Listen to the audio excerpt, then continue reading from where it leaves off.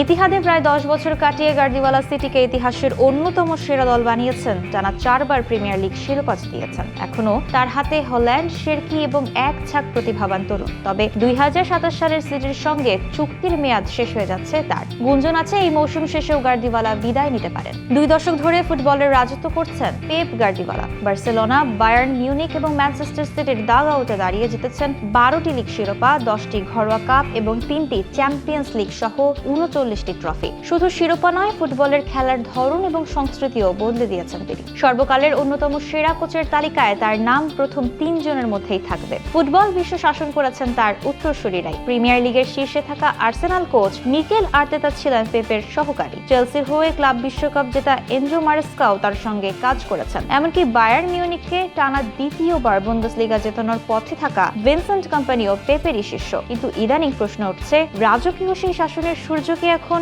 অস্ত চলে?